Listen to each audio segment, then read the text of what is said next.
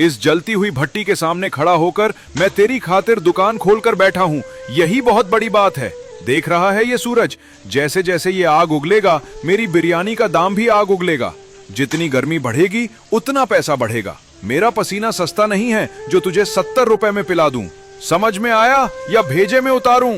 ये कैसी तुकबंदी है? गर्मी बढ़ रही है तो इसमें ग्राहक का क्या कसूर? तुम तो अपनी मनमर्जी चला रहे हो क्योंकि तुम्हें पता है कि तुम्हारे सिवा यहाँ कोई और चारा नहीं है। हाँ, है घमंड मुझे। पूरे सुखनपुर क्या, पूरे शहर में ढूंढ ले, अगर ऐसी मछली की खुशबू कहीं मिल जाए तो जूते साफ करूंगा तेरे।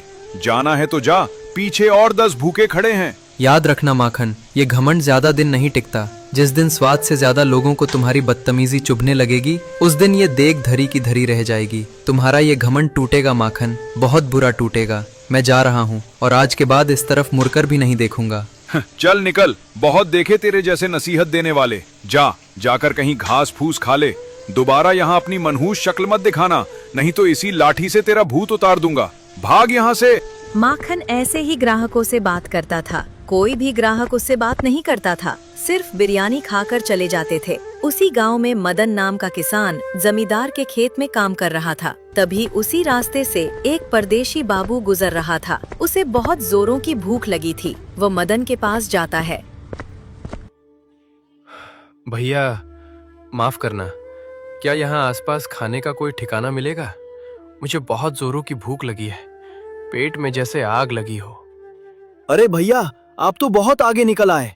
खाने की जगह तो उसी गांव के मोड़ पर थी जिसे आप पीछे छोड़ आए हैं। अब इस रास्ते पर आगे बढ़ेंगे तो सिर्फ खेत, खलिहान और घना जंगल ही मिलेगा। माखन का ढाबा पीछे रह गया बाबूजी। ये सुनकर परदेशी बाबू के चेहरे पर मायूसी छा गई। उन्होंने एक गहरी सांस ली। दरअसल भैया, बात कुछ और है। सच कहूं तो मेरे पास एक फूटी कौड़ी भी नहीं बची है। रास्ते में मेरा बटुआ कहीं गिर गया या चोरी हो गया, पता ही नहीं चला। मैंने सोचा था कि किसी ढाबे पर जाऊंगा और वहां कहूंगा कि मुझे 2 वक्त की रोटी दे दो, बदले में मैं उनके झूठे बर्तन धो दूंगा। बस पेट की आग बुझानी थी। जैसे ही मदन ने बर्तन धोने वाली बात सुनी, उसका कलेजा मुंह को आ गया। उसे अपनी माँ की सीख याद आई कि भूखा द्वार से लौट जाए तो ऊपर वाला कभी माफ नहीं करता। मदन को उस शहरी बाबू की बेबसी पर बहुत बुरा लगा। ये आप कैसी बात कर रहे हैं? हमारे गांव की मिट्टी इतनी भी बंजर नहीं हुई है कि एक मेहमान को खाना खिलाने के बदले उससे बर्तन साफ कराएं। माखन के ढाबे पर जाते तो वो आपको दुत्कार देता, लेकिन मदन के घर के दरवाजे कभी बंद नहीं होते। परदेशी बाबू की आंखों में उम्मीद की चमक आ गई। ऐसी बात है तो आप सीधे मेरे साथ मेरे घर चलिए। छोटा सा घर है, मिट्टी की दीवारें हैं, पर मेरी माँ के हाथों में वो जादू है कि आप माखन की बिरयानी भूल जाएंगे। वो जो भी बनाती हैं उसमें प्यार का तड़का लगाती हैं। चलिए मेरे साथ, आज आप हमारे मेहमान हैं। आपका बहुत बहुत धन्यवाद भैया। इस अनजान जगह पर आपने मुझ पर जो भरोसा किया है उसका मोल मैं कभी नहीं चुका पाऊंगा। पर मुझे संकोच हो रहा है कि मैं आप पर बोझ बन रहा हूं। अरे बाबूजी, पेट की भूख मिटाना पुण्य का काम है, बोझ कैसा। हमारे यहाँ तो अतिथि देवो भव कहा जाता है। चलिए, माँ राह देख रही होगी।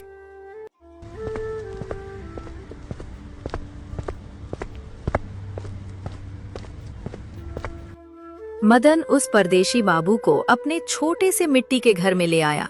घर कच्चा था पर कमरा लिपा पुता और साफ सुथरा था। मदन की माँ ने उसके लिए खाना परोसा। भूख से बेहाल परदेशी बाबू ने जैसे ही पहला निवाला मुंह में रखा, उनकी आंखें बंद हो गईं। मदन भाई, यकीन मानिए, मैंने बड़े बड़े शहरों के होटलों में खाना खाया है, पर ऐसा स्वाद, ऐसा सुकून आज तक नहीं मिला। माँ जी, आपके हाथ के इस खाने में अमृत है। खाना खाने के बाद परदेशी बाबू के चेहरे पर रौनक लौट आई। उन्होंने एक गहरी सांस ली और मदन की ओर देखकर एक अजीब सी गुजारिश कर दी। भैया, मेरा मन इस गांव की आबो हवा में लग गया है।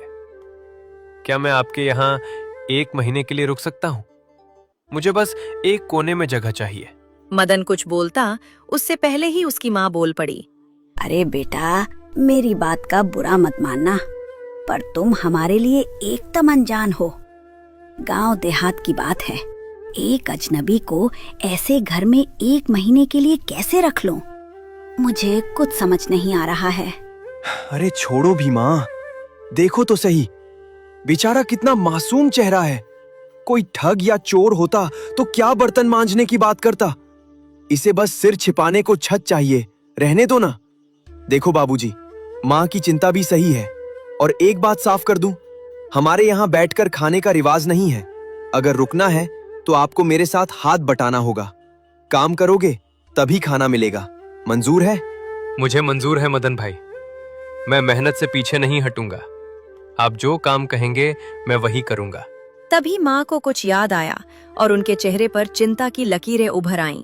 बेका मदन, बातों बातों में मैं तो भूल ही गई। तू आज जमींदार साहब के घर चला जा, जरा हिसाब किताब तो कर ले।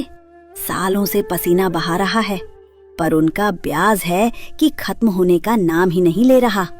पता नहीं कितनी उधारी बाकी है। मदन की मुस्कुराहट गायब हो गई। जमींदार का नाम सुनते ही गांव के हर गरीब की कमर झुक जाती थी। हाँ माँ, आज हिसाब करना ही पड़ेगा, वरना वो सूद पर सूद चढ़ाता जाएगा। और सुन, जब इस परदेशी को घर में रख ही लिया है तो इसे साथ ले जा। बेचारा घर में बैठा क्या करेगा? इसे भी अपना गांव और गलियां घुमा दे, इसकी भी दुनिया थोड़ी बड़ी होगी। मदन ने परदेशी बाबू की तरफ देखा। ठीक है बाबूजी, चलिए पहले जमींदार के बंगले पर चलते हैं। वहां का हिसाब निपटा कर फिर आपको अपना पूरा सुखनपुर गांव घुमाऊंगा। देख लेना, माखन का ढाबा भी रास्ते में ही पड़ेगा। जैसी आपकी मर्जी मदन भाई, मैं तो आपके साथ चलने को तैयार हूं। चलिए, आज सुखनपुर को करीब से देखते हैं। दोनों घर से बाहर निकले। मदन के कदम भारी थे क्योंकि उसे कर्ज का हिसाब करना था, लेकिन परदेशी बाबू की आंखों में एक गहरी चमक थी, जैसे वो इस गांव की हर ईंट और हर इंसान को पढ़ लेना चाहते हों। मदन और परदेशी बाबू धूल उड़ाते हुए जमींदार कुबेर सिंह की हवेली पहुंचे। क्यों रे मदन, यहाँ क्या करने आया है? हिसाब बराबर करने के पैसे ले आया या फिर वही पुरानी रोना धोना लेकर आया है? मालिक, बस थोड़े दिन की मोहलत और दे दीजिए। फसल कटते ही आपका सारा कर्ज उतार दूंगा। फसल? तेरी फसल तो अभी घुटने भर की भी नहीं हुई है। सुन मदन, मैंने बहुत रियायत दे दी तुझे। चल, 1 महीने का और वक्त देता हूं, लेकिन ये याद रखना, अगर इस 1 महीने में तूने मेरा ब्याज और पैसा नहीं लौटाया तो ये घर तुम्हारा नहीं, मेरा होगा। अपनी मां को लेकर कहीं भी जाना, मुझे फर्क नहीं पड़ता। और ये कौन है जो तेरे पीछे साए की तरह खड़ा है? शहर का कोई बाबू लगता है। जी मालिक, ये मेरे रिश्तेदार हैं, कुछ दिन के लिए गांव आए हैं। रिश्तेदार हैं? तो ठीक है। देख ले मदन, अब और वक्त नहीं मिलेगा। इतना वक्त बहुत है, अब जा यहां से। मेरे खेत में चाहे रात दिन काम कर या कोई धंधा कर, मुझे मतलब नहीं। मुझे बस अपना पैसा चाहिए। जा अब। मदन का सिर चकरा रहा था। वो परदेशी बाबू को लेकर हवेली से बाहर निकला। बाबूजी, जमींदार ने तो मौत का फरमान सुना दिया। 1 महीने में इतना पैसा कहां से आएगा? घर चला गया तो मेरी मां कहां जाएगी? मदन भाई, घबराओ मत। उसने कहा है ना कि चाहे रात दिन काम करो या धंधा, हम रास्ता निकाल लेंगे। चलिए, पहले गांव तो देख लें। मदन उन्हें लेकर गांव के बीचों बीच पहुंचा। जैसे ही वे मुख्य चौराहे पर आए, वहां एक ढाबा दिखाई दिया। अरे मदन भाई, ये क्या बात हुई? तुमने मुझसे इतना बड़ा झूठ क्यों बोला?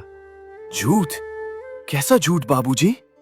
अरे भाई, जब खेत में मैंने आपसे पूछा कि मुझे बहुत भूख लगी है, कुछ खाने को मिलेगा, तो आपने कहा कि यहाँ दूर दूर तक कुछ नहीं है। और अब देखो, तुम्हारे गांव में ही ये शानदार ढाबा खुला है। आपने इसके बारे में बताया क्यों नहीं? आप तो सिर्फ माखन के ढाबे का नाम ले रहे थे। अरे मेरे भाई, ये ढाबा भी माखन लाल का ही है। इसकी सच्चाई तुम जान लोगे तो भाई सहम जाओगे। यहाँ लोग स्वाद के लिए नहीं, मजबूरी में आते हैं, क्योंकि बिरयानी के नाम पर पूरे इलाके में इसी का राज है। ये आदमी इंसान नहीं, कसाई है। इसका नियम है कि जितनी गर्मी बढ़ेगी ये उतने ही पैसे बढ़ा देगा।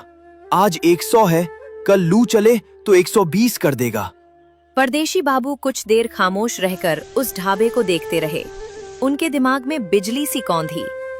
मदन भाई, अगर मैं आपको एक आइडिया दूं तो क्या तुम मेरी बात मानोगे? अगर आइडिया अच्छा लगा तो बिल्कुल मानूंगा। मदन भाई, क्यों ना हम भी एक छोटा सा ठेला खोलें और उस पर बिरयानी बेचना शुरू करें? पागल हो गए हो क्या बाबूजी? पैसे कहाँ हैं? अभी तो जमींदार का कर्ज सिर पर मौत की तरह टहल रहा है और तुम बात करते हो ठेला खोलने की। हमारे पास राशन के पैसे नहीं हैं, ठेला कहां से आएगा? ऐसा बिल्कुल नहीं हो सकता। चलो चुपचाप घर चलो। मदन, ये बताओ कि यहाँ पास में कोई सुनार की दुकान है? मुझे ये अंगूठी बेचनी है। ये मेरी माँ ने मुझे दी थी। इसे बेचकर जो भी पैसे मिलेंगे उससे हम ठेला और बिरयानी का सामान खरीदेंगे। अगर आज मेरी बात मान लोगे तो मैं वादा करता हूं कि 1 महीने के अंदर जमींदार का एक एक पैसा अदा हो जाएगा। बाबूजी, आप माखन लाल को जानते नहीं। उसे भनक भी लग गई कि कोई उसके सामने खड़ा हो रहा है तो वो पल भर में ठेला बंद करवा देगा। वो गुंडा है। मदन भाई, काम शुरू करने से पहले ही हार क्यों मान रहे हो? तुम बस साथ दो, मैं देखता हूं कि कौन हमारा ठेला बंद करवाता है। तुम बस मुझे सुनार के पास ले चलो।